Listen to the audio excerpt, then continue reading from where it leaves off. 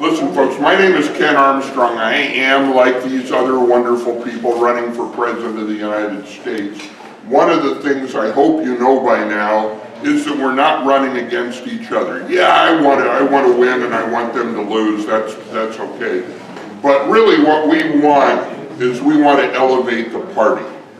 That is the number one most important thing, because we are the party of principle, and because the United States really desperately needs us right now. It's personal to me. Every time I look at a picture of my grandchildren who are over in Hawaii right now, where I can't spend time with them, I think about how personal this is. This is my wife Dawn over here. A couple of months ago, Dawn's Aunt Sachi passed. Auntie Sachi was 99 years old, and when she was a woman of about 20 years old, she was in one of the internment camps during World War II, and she wrote a book about it, and you can find it on Amazon. But she grew up in an era when Americans could be thrown in concentration camps because of what they looked like. And then I grew up at the tail end of Jim Crow. I lived in Los Angeles during the Watts riots. I was in Detroit in '67 during the riots there. And I thought, as I was growing up and going through school and believing all the BS I was being told in school, I believed that we were getting better all the time, that we were putting the era of slavery and jackbooted thugs behind us. I believed that stuff. And you know what? We're imploding right now. We are going back to not as bad as it was when I was a kid. We're going back to not as bad as it was when Auntie Sachi was in an internment camp. We're going back to worse than it's ever been. And if we don't do something, and if we don't do it fast, we are going to have a boot on our neck like we've never had before in this country. We are just a hairbreadth away from runaway inflation in this country. And you know, there's a lot of things I really care about. There's a lot of things I'd like to talk to you about. I've got a proposal for an international free trade zone on the border with Mexico that I think you'd really love to learn about. And we could all agree that we're libertarians on the Second Amendment. We all believe in the absolute unrestricted right to bear arms. We believe that people should have the right to do with their own body what they choose to do, as long as they're not hurting anybody else. We believe in all of that stuff. But I'll tell you something right now. If we don't get this damn government under control, and if we don't get this spending under control and pay down the debt, it isn't going to matter what other stuff we believe, because it's all going to be taken away from us. Look at Venezuela if you want to know what we're going to look like in a few years. Look at what happened in the Weimar Republic in Germany if you want to know what's going to happen here. We have got to get this stuff under control. And it can be done. We can get it under control by making it small and making it large. Shrink it and grow it. It sounds like a Seinfeld episode, but I'll explain. We need to shrink the government down to the absolute necessary form.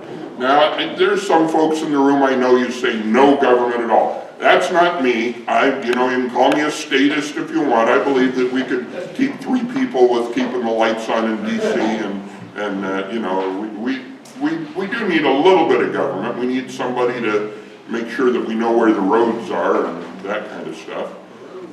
We need a little bit of government. But we need to shrink it down to Article 1, Section 8 of the Constitution. And we need to do nothing we need a president who's willing to veto everything that the Constitution doesn't specifically authorize. That's going to be a lot of vetoing and very little paying. We need to shrink the government, and we need to do it fairly quickly. We need to do it in a way that doesn't hurt y'all, And there's some things that if we just stopped doing right away, it would cause pain, and that would be a violation of NAP. It's not our fault that people did stupid stuff for 150 years that we've got to fix, but we do have to fix it, and gradually. So we shrink the government. We do that over a period of about 3 or 4 years in increments until we're at the size that the government always should have been in the first place. Doesn't ever need to get any bigger because it doesn't add any roles. This business of look at Article 1, Section 8, tell me where it says free stuff. Anybody see that in there anywhere? So we shrink it, and then we grow the economy. We grow the economy by setting it free. I think of, anybody here know what a koi fish is? A koi fish will keep on growing to whatever size medium you put it in. If you put it in a little aquarium in your living room, it'll grow just big enough to live in that aquarium. It could be 100 years old, and it'll stay just big enough to live in that aquarium. You put it in a little bit bigger pond, and it'll grow just a little bit bigger, and it'll stay just the right size. But if you set it free, if you put it out in the wild and set it free, that sucker is going to be a whale. You know, it's going to grow, it'll just keep on growing as long as it lives. That's what we want to do with our economy. We want to set the sucker free. We want to take the restrictions off of our economy. We want to allow it to grow on its own as a healthy economy is entitled to grow. This business of Mr. Trump taxing Americans so that he can do business deals with other countries that make his fellow billionaires richer, that stuff's got to cease. Tariff management of our economy has got to cease. Telling our business people which countries they can deal with and how much has got to cease. Telling our business people what they can buy and sell and who they can buy and sell to. Who we can get a haircut from, because you can't get a haircut from that person because they don't have a license to give you a haircut. Well, you see what happened to me.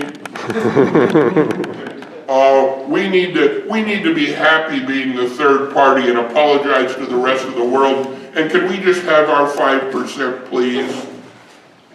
Enough of this baloney. That's 50 years of losing attitude. We've got to have a winner's attitude. We got to start winning these elections. We got to start putting people in the House of Representatives. Any House candidates in the room right now? House candidates, you rock. Thank you. That's the movement right there that's going to change the country. Yeah, I'm running for the bottom of the ballot. I'm running for the least important job in the country, President of the United States. House, that's where we create a movement. Let's get serious about this stuff. Let's put 30, 50, 100 people in the House of Representatives and change history. And let's make the libertarian principles the guiding principles of the United States of America. Anybody got any questions for me? Can you give us some examples of where you think we can treat government in a way that people can understand and not feel threatened by? Well, there are some very obvious ways that we can treat government, but there are also ways that are going to be very challenging because there are things that we've gotten addicted to that we have to stop being addicted to. Like I said, Article 1, Section 8 doesn't say anything about free stuff as much as we might like it. And you know, it's always the other people's free stuff that we want to cut. Our free stuff, that's the good free stuff.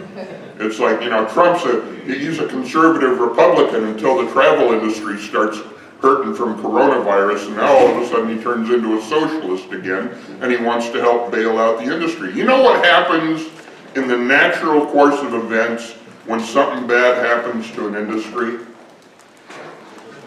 Anybody? Bankruptcy, or it loses money, it goes away, it has a down season and then an up season. Natural cycles aren't just natural cycles, they're what we actually want. We gotta stop bailing people out all the time because that's what causes the economic problems that we have in the future. The problems that we're having today are the solutions that we came up with a few years ago. So step number one, we stop bailing everybody out. Too big to fail is a bunch of BS, you know? If we had that mentality up when Henry Ford started making cars, it'd be the Ford Buggy Whip Company in Dearborn, Michigan. So that's one. Another big obvious one is we got to end these foreign wars of aggression. We've got to stop the adventurism overseas.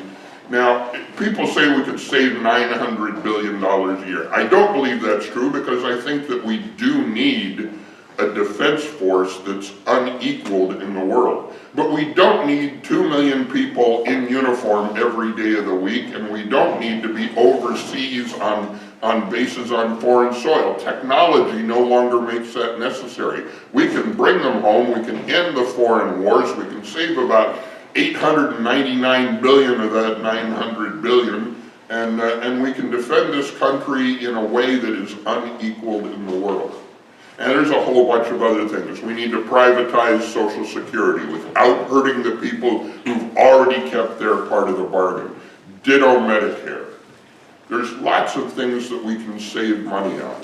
And some of them are going to take some hard work and some incremental change, and some of them are going to take a lot smarter people than myself. One of my talents is surrounding myself with people smarter than I am, and really that's not a huge challenge, but that would be a good thing to do. And if we can put some good libertarians in Congress to kind of change the steam that Congress has, then that's going to be a major thing as well.